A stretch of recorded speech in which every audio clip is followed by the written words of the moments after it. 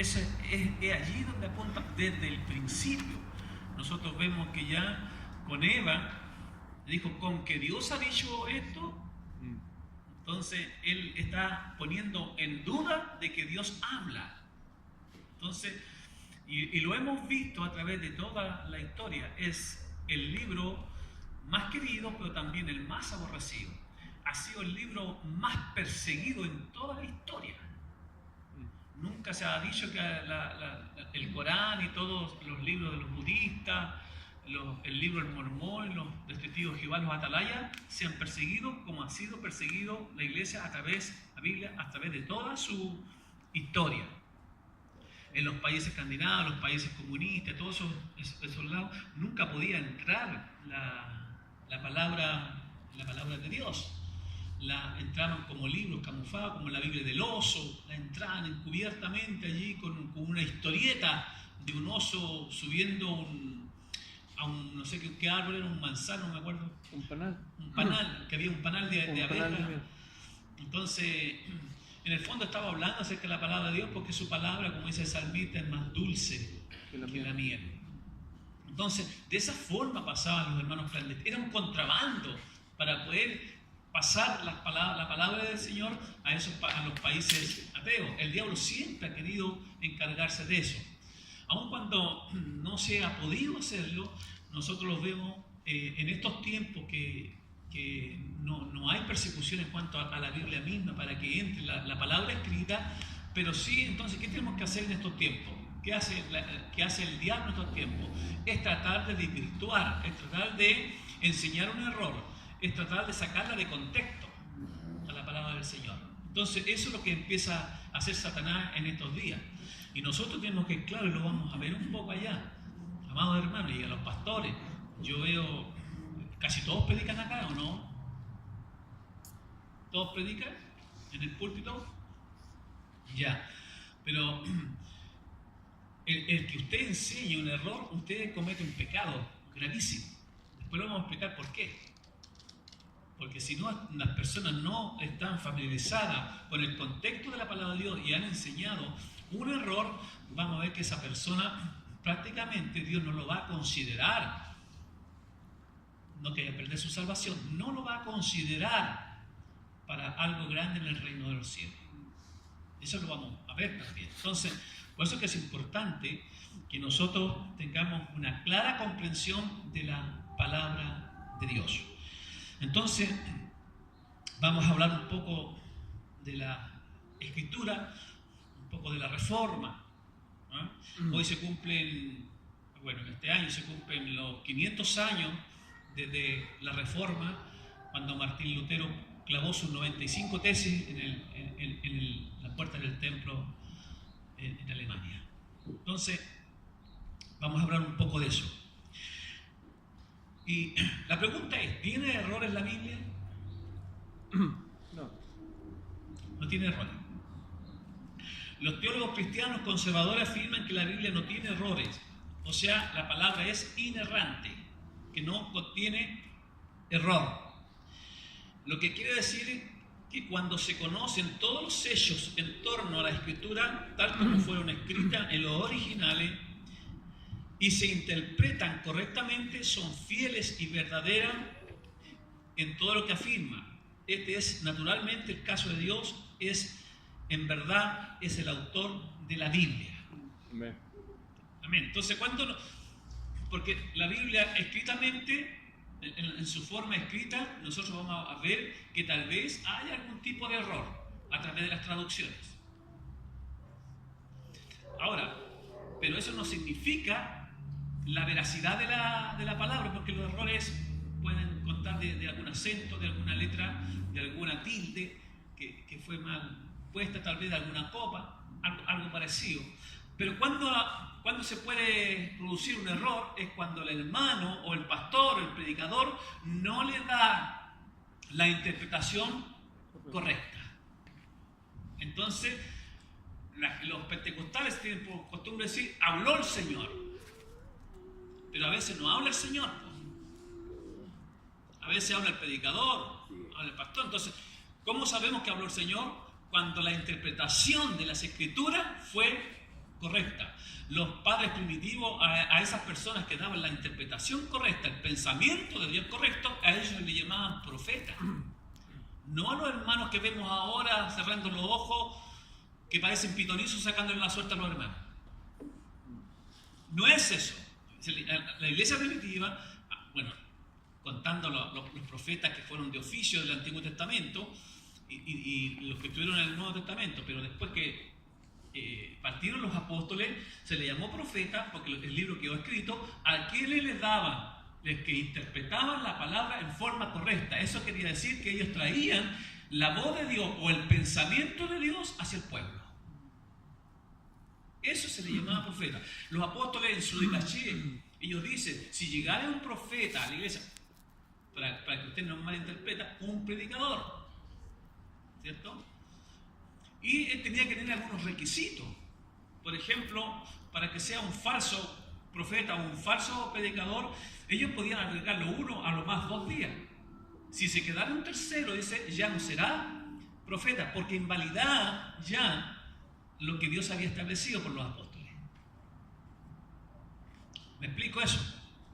Entonces, ahora dice, si ese profeta pidiese dinero, pidiese una ofrenda para él, entonces tampoco será profeta, como lo hacen en los tiempos que nosotros estamos viviendo. ¿Cuánto ustedes me quieren allá? Bueno, ¿cuánto es lo que yo voy a ganar? ¿Cuánta ofrenda? Los mismos cantantes, ¿cuánto es el piso que tengo allá para vender mi música? ¿Dónde voy a quedar? Porque ellos son artistas, son personas importantes, entonces hay que mantenerle prácticamente un piso y de ahí vienen todas las otras ofrendas por cual pueden pedir. Entonces se convierte todo en un negociado. Y eso ya lo habían previsto los apóstoles y eso quedó en la didaché de los apóstoles, que es una paráfrasis reducida como reglamento interno de la iglesia. Eso usted incluso lo puede encontrar hasta en internet, todavía están los escritos de la didaché de los apóstoles. Entonces, se cometen errores cuando hay una mala interpretación de las escrituras. Cuando hay texto fuera de contexto, o cuando yo quiero enseñar algo y saco textos para poder respaldar eso que yo quiero y no es el pensamiento de Dios, eso es grave. Amén. Así que es lógico pensar que si Él inspiró ciertos hombres para que revelaran su palabra, se aseguraría de no contradecirse. Jamás Dios se contradeciría en el Nuevo Testamento con el Antiguo Testamento. No hay ninguna discordancia entre ellos. Están en plena armonía. Los 66 libros de la Biblia fueron escritos por casi 40 autores. Digo casi 40 porque el libro de los Hebreos, por ejemplo, no se conoce el autor y otros libros también no se conocen el autor. Algunos suponen que es Pablo, pero otros suponen que es un sacerdote filósofo que escribió eso. Bueno, pero lo importante es que se escribieron como casi 40 autores. Mediante el proceso complejo, Dios comunicó su mensaje a través de un grupo muy diverso de hombres en un lapso de 150 años. Debido a que Dios pronunció su palabra mediante seres humanos, la textura de la Biblia no solo está formada por diferentes formas literarias y estilos, sino también por las diversas perspectivas humanas, las emociones y las culturas de sus voceros. Nosotros podemos ver en los mismos evangelios sinópticos, nosotros en los 3 evangelios sinópticos vamos a ver que aun cuando relatan los mismos, pero la cultura, la forma literaria no son las mismas. Por eso que usted va a ver que ellos hacen énfasis en alguna cosa y otros hacen énfasis en otra cosa. Mateo está escribiendo a los judíos, por tanto Mateo explicita más y especifica más algún hecho que está ocurriendo con Cristo, haciéndole que calcen las escrituras, no haciendo que calcen, sino que es indicativo, también es imperativo. Diciéndole que eso es lo que habló el profeta Isaías cuando dijo. Entonces Mateo va allí pegando en eso, haciendo la conexión del Antiguo Testamento con el Nuevo Testamento. Entonces vemos a Marcos son como el periódico, son como los titulares, a uno le gustan los puros titulares, entonces, para formarse una idea, Marcos no entra en tanto detalle. Marcos entra en los titulares, pero sí entra más que ver un poco la actitud y los sentimientos de Cristo. Pues siempre usted lo va a encontrar que, y fijando los ojos en Jesús, siempre esa conexión que del carácter, de la emoción, del sentimiento, siempre Marcos lo está haciendo ver. No lo hace así Lucas, que está escribiendo a los griegos y en forma a los otros judíos. Entonces son distintas literarias, distintos énfasis, pero es la misma palabra de Dios y ninguno de ellos se contradice. A Juan no se le conoce como sinóptico, porque lo que Juan hace es, como siempre muy aparte, es prácticamente dejar claro la deidad de Jesucristo contra las corrientes gnósticas que estaban en el primer siglo. Son, más o menos. Así que, al comunicarse así, Dios asume el carácter pleno de aquellos por los que habla, la lógica bien integrada de un erudito. Por ejemplo, como Pablo en todas sus epístolas.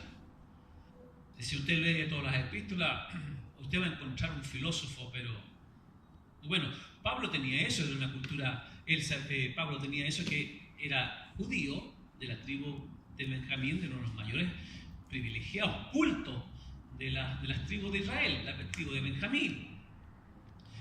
Pero también era ciudadano romano. O sea, tenía todo el poderío y toda la autoridad romana, pero tenía toda la educación, su formalidad en los griegos. Por eso es que él era completo.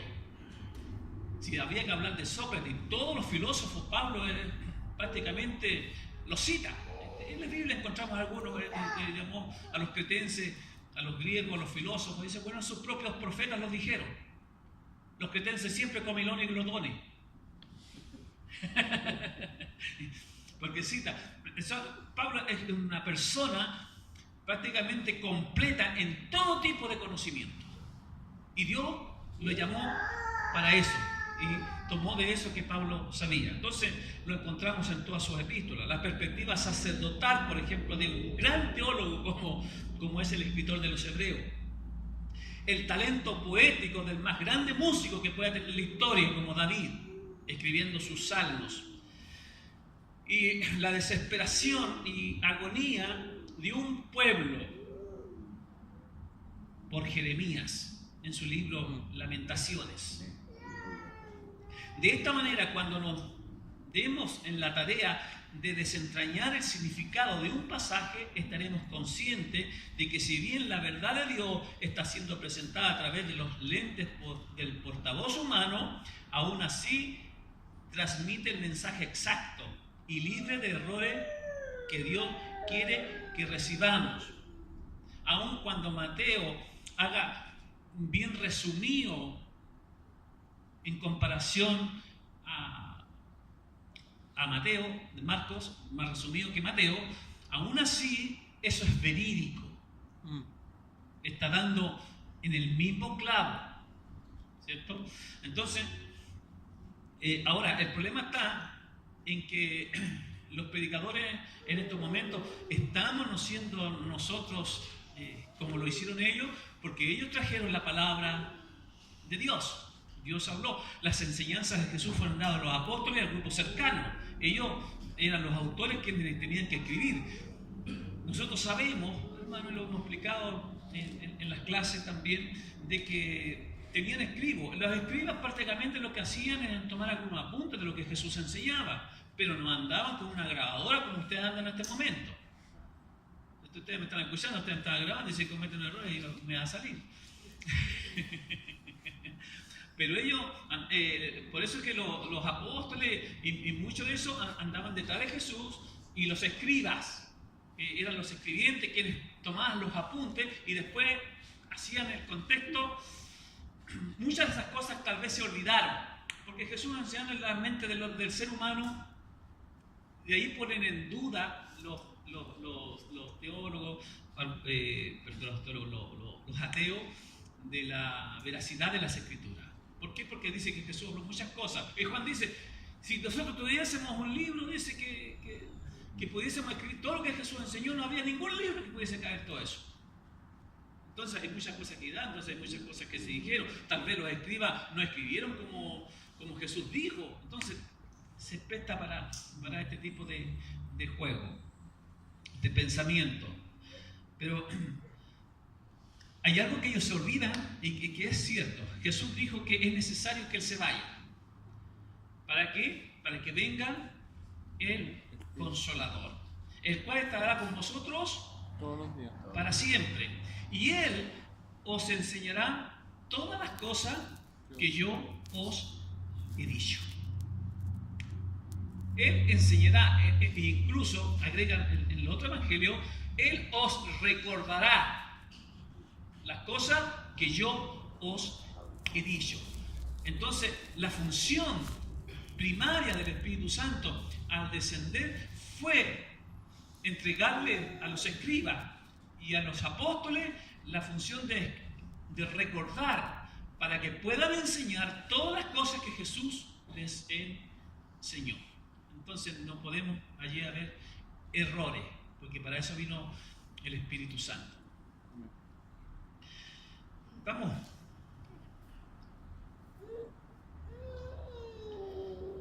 Así que, ¿contiene la Biblia algún error? Algunos de los escritos originales de la Biblia no contienen errores. Ninguno de los autógrafos existe hoy en día. Lo que tenemos son copias de lo que se escribió originalmente. En realidad tenemos miles de copias. O sea, millones y millones de copias. Si contamos las modernas versiones impresas en la Biblia, tenemos muchas copias. Ya que no había máquinas impresoras, ni lo hubo después de 1000 años, no hubo máquinas impresoras, entonces contaba solamente que cada predicador o dejaba una copia, o un escriba dejaba una copia para transmitirla a los futuros generaciones, a lápiz, a pluma. Se cometieron algunos errores, pero solo porque hubo errores de copiado no significa que la Biblia esté llena de contradicciones. Y errores, porque cuando se examina los errores, a menudo queda de manifiesto cómo se cometieron y que no alteran el significado del texto. Por ejemplo, algunos manuscritos del Nuevo Testamento deletrean el nombre de Juan con una N agregada, algunos manuscritos originales, pero eso no altera el significado de la palabra. Una de las cosas, por ejemplo, voy a darle a entender un poco a ustedes cómo podrían interpretar. Por ejemplo, una de las traducciones de la Biblia dice, la más cercana a la original, dice que la mujer de Job dice: ¿tú aún mantienes la integridad con tu Dios? Bendice a tu Dios y muérete.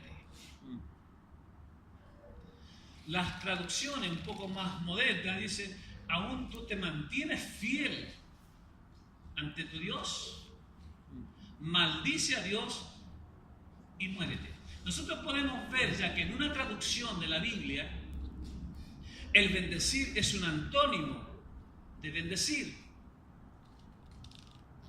¿Me explico bien? ¿Cierto?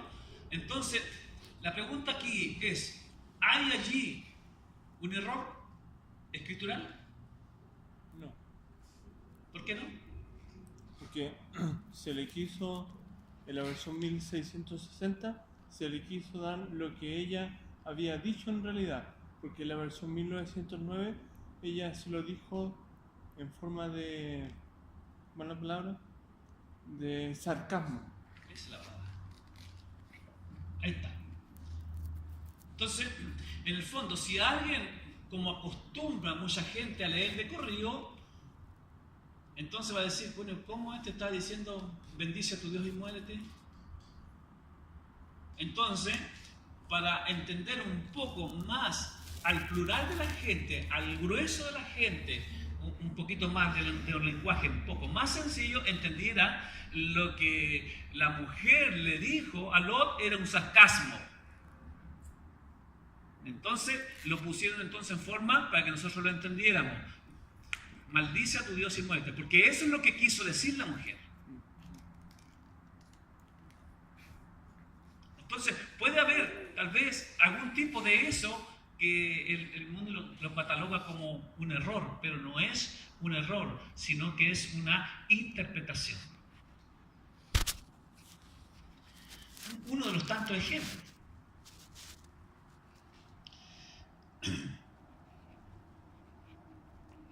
Así que se cometieron algunos errores, pero solo porque hubo errores de copiado. No significa que la Biblia está llena de contradicciones y errores, porque cuando se examinan, errores a menudo queda de manifiesto cómo se cometieron y que no alteran el significado del texto. Por ejemplo, algunos manuscritos del Nuevo Testamento deletrean el nombre de Juan con una N, otros con dos N en los escritos más antiguos. Esto constituye técnicamente una variación y cada vez que se encuentra en una variante como los críticos consideran un error o contradicción, por supuesto que ese tipo de error de ninguna manera cambia el significado de la palabra de Dios. Los manuscritos más antiguos tienden a ser más precisos porque están más cerca de los originales, pero no sabíamos cuán increíblemente precisas eran las copias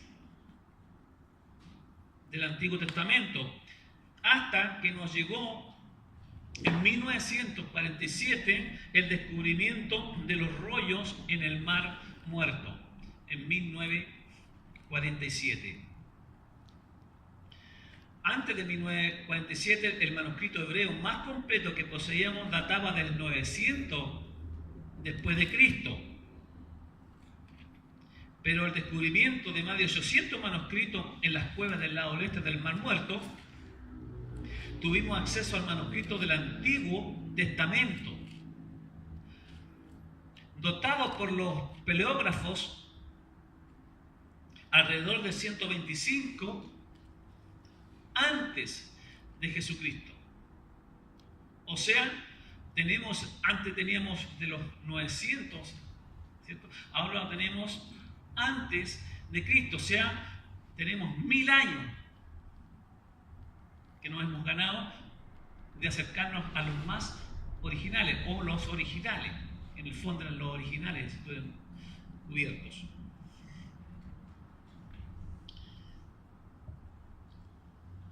Pero aquí es la parte interesante, una vez que los rollos del Mar Muerto fueron comparados, porque siempre estuvo eso, serán como murieron todos los profetas, como murieron los escritores de los libros y los jueces.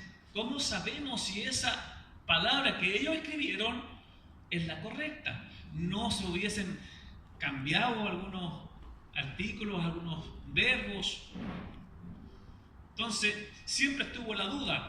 Y Dios siempre se encargó de despejarnos la duda. Por algo descubrieron esos rollos, que son los originales. Ahora, ¿qué hicieron ellos?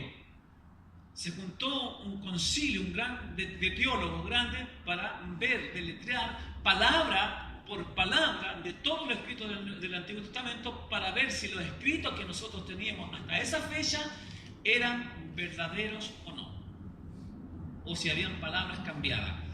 Bueno,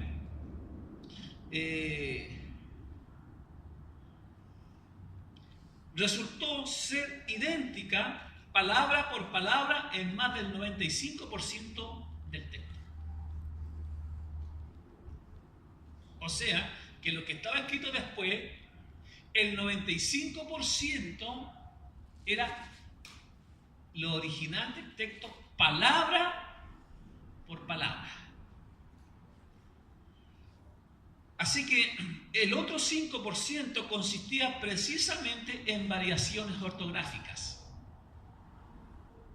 Por ejemplo, de las 166 palabras de Isaías, 53, de Isaías 53, solo 17 letras estaban en duda. De estas 10 era una cuestión ortográfica. 4 eran cambio estilístico, cambio en el orden. Las 3 restantes comprendían a la palabra luz. Una vez lo explicaba yo, la palabra luz en el Antiguo Testamento, en la versión más original, se refiere a verdad. En el griego, la traducción para el Nuevo Testamento se cambia esa palabra por luz.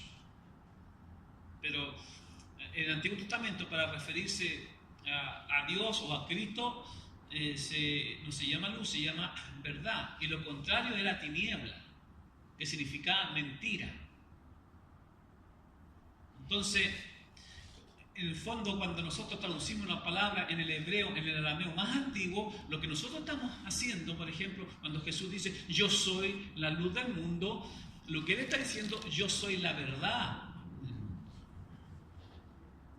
Porque Él pone a descubierto, por eso se le puso luz después, para que haga descubierto y no haya nada oculto ni nada en tiniebla. La verdad, como decimos nosotros, sale a la luz.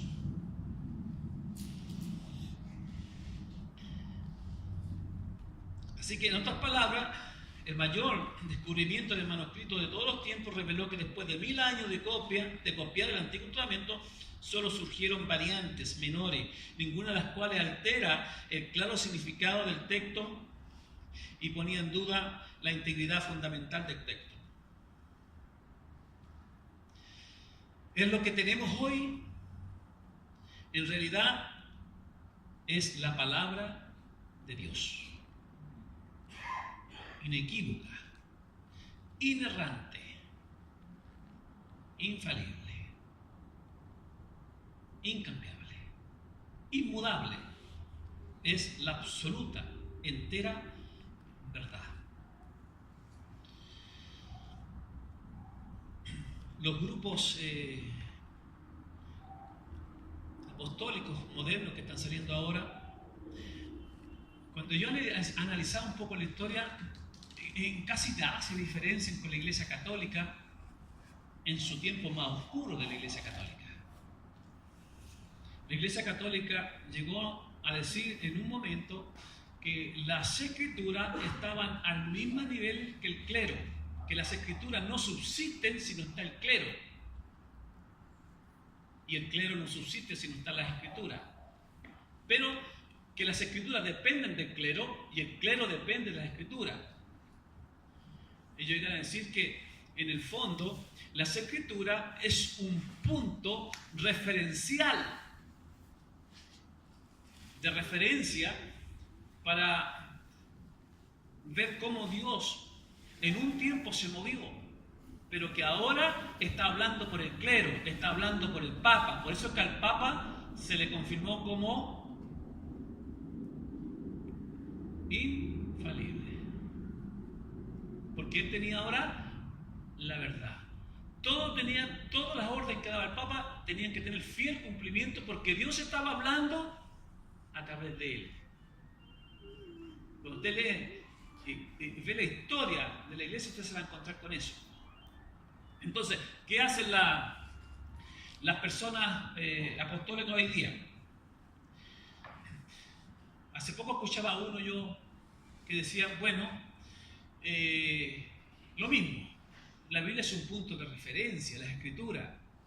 No necesariamente ahora es la palabra de Dios. Solamente es una referencia, porque ahora Dios está revelándose a través de los nuevos profetas y los apóstoles, prácticamente escribiéndose el nuevo canon a través de ellos. Entonces, eso es lo que está ocupando el diablo y lo que ha ocupado, de tratar de anular o que quede en el recuerdo o como un punto referencial en el olvido, o tal vez no tampoco en el olvido, pero sí que quede como algo como que se movió. De hecho, que nosotros tuvimos algunos hermanos que eran de San Corriente acá y se fueron por lo mismo. Porque él me hacía ver que yo enfatizaba mucho en la palabra, enfatizaba mucho en la epístola del apóstol Pablo. Al final llegó a decirme que el apóstol Pablo no había que tomarlo en cuenta en sus cartas, en sus epístolas, en nada de eso, porque no había salido nunca del fariseísmo. Llegan a decir así, o sea, caen en ese pecado tan garrafal que llegan a pensar así. Entonces el diablo los envuelve Por eso es que es necesario que se explique bien esto. Las escrituras son inerrantes, las escrituras es la inspiración de Dios, es la exhalación de Dios. Las escrituras son verdaderas. Y de ahí lo vamos a ir viendo.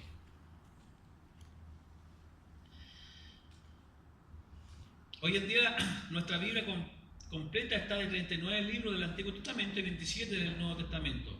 Pero ¿cómo sabemos que esos libros son inspirados por Dios, que Él preparó para nosotros? Es posible que se hayan pasado por alto otros libros inspirados divinamente, posiblemente.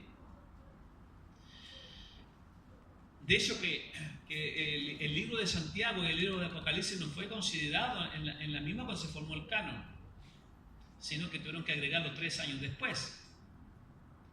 ¿Por qué? Porque encontraron una contradicción entre Santiago y Pablo. Santiago decía que la persona decía que muéstrame que la fe sin la obra es muerta. Y la obra sin la fe también era muerta en sí misma. Y Pablo decía que la única fuente de salvación, que el justo por su fe vivirá, como lo había dicho el profeta Habacuc. Y Pablo insiste en Romanos, insiste en Gálatas, insiste en Éfeso. Entonces, escribiendo que el justo por su fe vivirá. Pero Santiago está diciendo que la fe sin obra es muerta.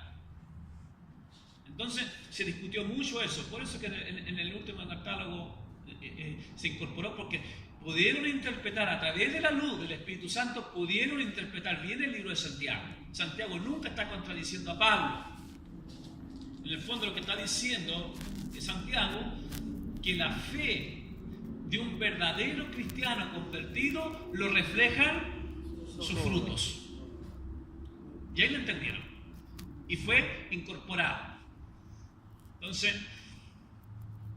eso les costó mucho poder definir cuál era el canon de lo que Dios más o menos quería para su pueblo. Los creyentes necesitan tiempo para saber a ciencia cierta cuáles escritos fueron inspirados divinamente y establecer un mecanismo para determinarlo. Se llamó canon a la lista de 66 libros aceptados como la palabra inspirada por Dios. En otras palabras, hubo un estándar muy alto, una herramienta de medición necesaria para aceptar un libro como inspirado por Dios. O sea, el estándar era muy alto. La máquina de medición para medir los libros era muy alto. Estaba en juego la verdadera inspiración de Dios. Por tanto, no podían errar en poner un libro como lo hace la Iglesia Católica, que ciertas veces ellos incluyeron en los libros los llamados, ¿cómo se llaman esos libros? ¿Ah? Deuterocanónicos. Pero que más que nada son libros, los macabeos, por ejemplo, que abundan mucho ahora, sobre todo. Primera y segunda Macabeo, pero esos eran libros más que nada históricos que no tienen revelación divina, sino que solamente un libro como nosotros podríamos hablar aquí, como ocurrió el combate naval de Iquique.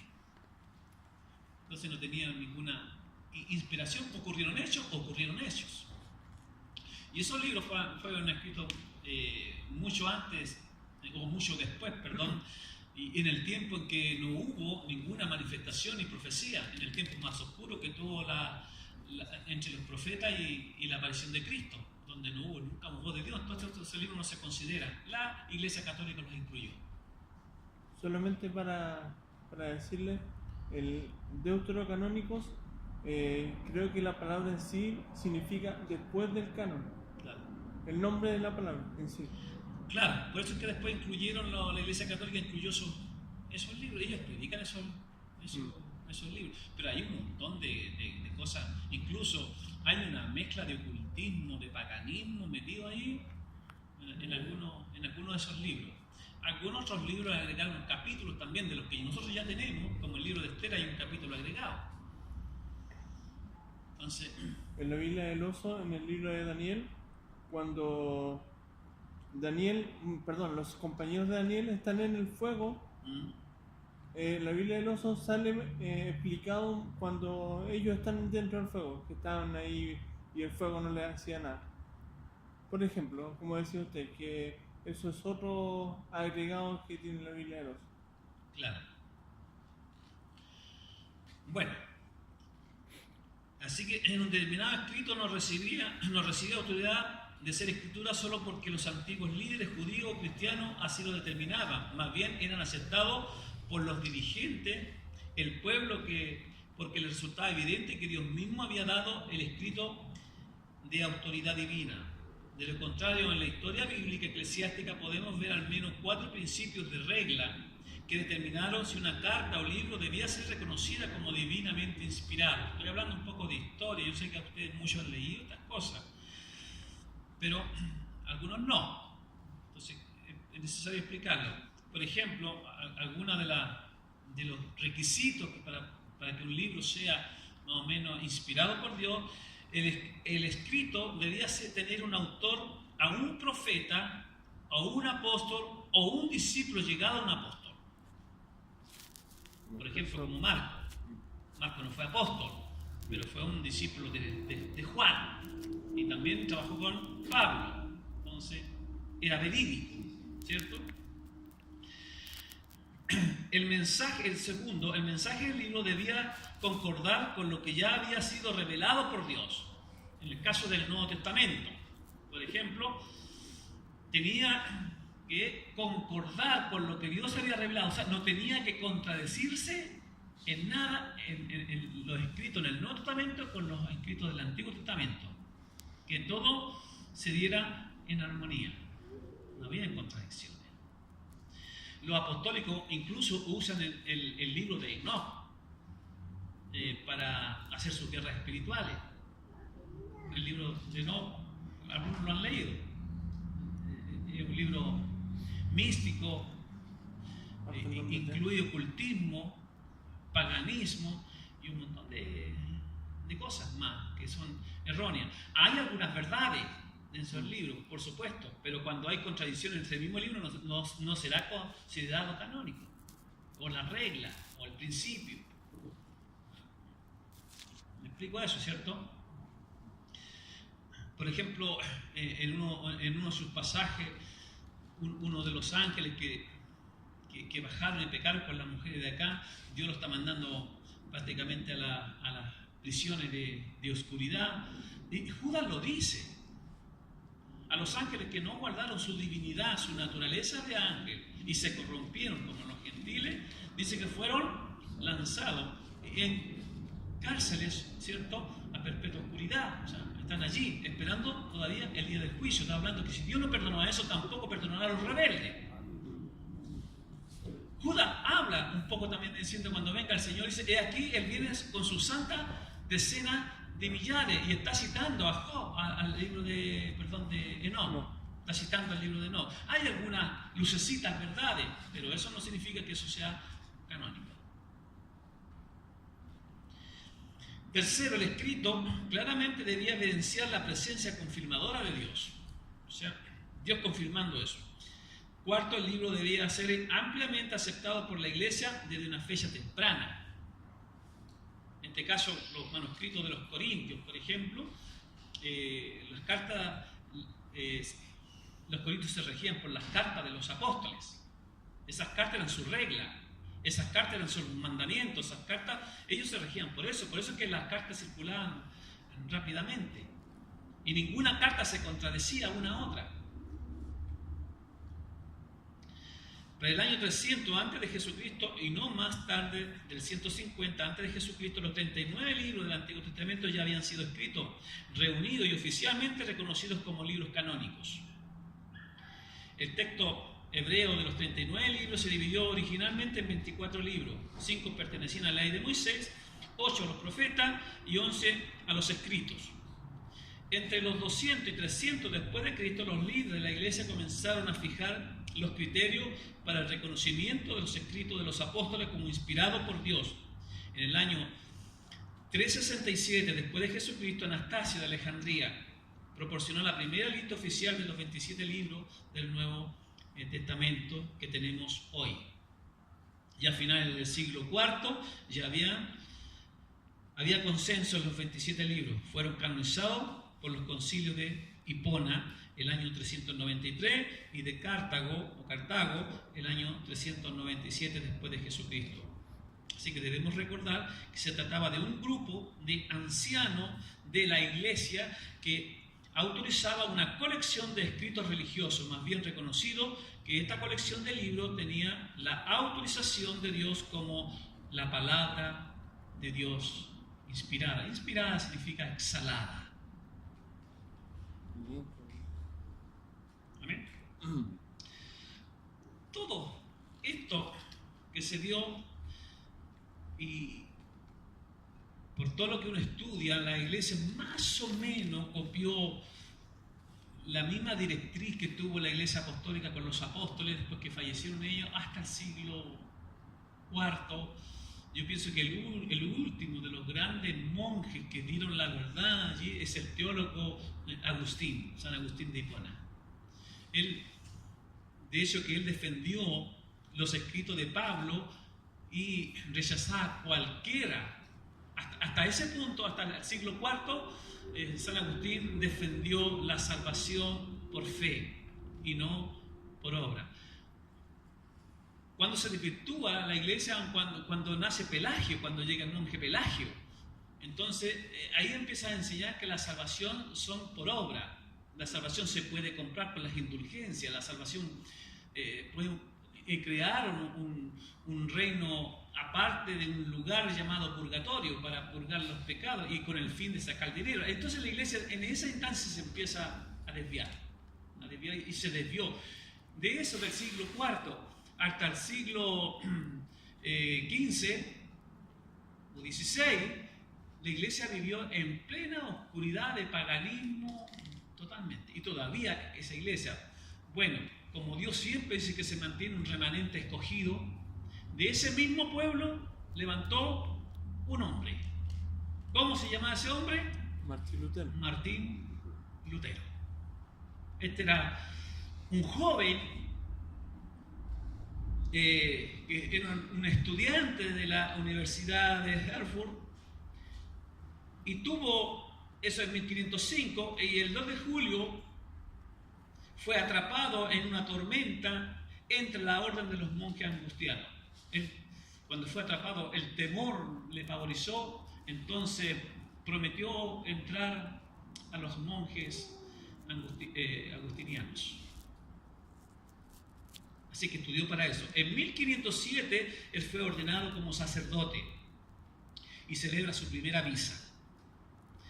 En 1509 él obtiene el título de bachiller en Biblia.